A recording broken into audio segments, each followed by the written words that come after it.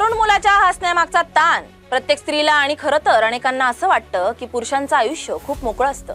वाटेल तेव्हा बाहेर फिरणं, मित्रांसोबत पार्टी करणं, कोणालाही उत्तर न देता आपलं जगणं, बेफिकीर जबाबदाऱ्यांपासून दूर असलेलं आयुष्य, असा एक गैरसमज अनेक वर्षांपासून आपल्या समाजात रुजलेला आहे. पण असं वागण्यामागचं कारणांना चिंतन मात्र कोणीच करत नाही. अभ्यास सांगतो की 25 ते 35 वयोगटातील तरुण पुरुष आतून प्रचंड तणावाखाली असतात. चेहऱ्यावर हसू असतं पण डोक्यात सतत घड्याळ सुरू असतं. करिअरमध्ये काहीतरी करून दाखवायचं असतं. वेळ कमी आणि अपेक्षा अमर्यादित असतात. ऑफिसमध्ये कामाचा दबाव, हेडलाईन्स, प्रमोशनची शर्यत, आता नाही तर कधी हा प्रश्न सतत मनात घोळत राहतो. याच वयात आर्थिक जबाबदारीही वाढतात. घर खर्च, कर्ज, भविष्यासाठी बचत, कधी कधी आई वडिलांची जबाबदारी. जास्त कमवण्यासाठी जास्त काम करावं लागतं आणि त्यात वेळ स्वतःसाठी उरतच नाही.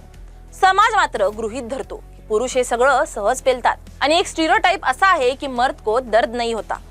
यात भर पडते ती कुटुंब आणि नातेसंबंधांच्या अपेक्षांची. लग्नाचा दबाव, नातं सांभाळण्याची जबाबदारी, नातेवाईक, समारंभ, सगळीकडे वेळ द्यावा लागतो. स्वतःसाठी थांबायला जागाच उरत नाही.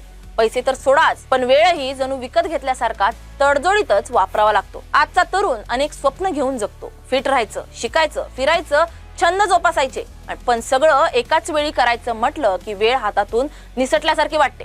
त्यात सोशल मीडियावर सतत चालणारी तुलना, कोणी पुढे गेलंय, कोणी सेटल झालंय, हा ताण आणखी वाढवते. या वयात पालकत्व आलं तर चित्र आणखी बदलतं. मुलांची काळजी, घर ऑफिसचा समतोल, आर्थिक सुरक्षितता, या सगळ्यात स्वतःचं आयुष्य दुय्यम होत जातं. झोप कमी होते, आरोग्याकडे दुर्लक्ष होतं, पण थांबण्याची मुभा नसते. आणि हे सगळं घडत असताना बाहेरून तो तरुण हसत असतो, कारण समाज त्याच्याकडून तेच अपेक्षा ठेवतो. म्हणूनच लक्षात घ्यायला हवं, तरुण मुलांचं हसू हे बेफिक्रीचं नाही, तर अनेकदा जबाबदाऱ्यांवर उभं राहिलेलं धैर्याचं हसू असतं. त्या हसण्यामागचा ताण समजून घेणं हेच आजच्या काळातल्या सगळ्यांसाठी गरजेचं आहे.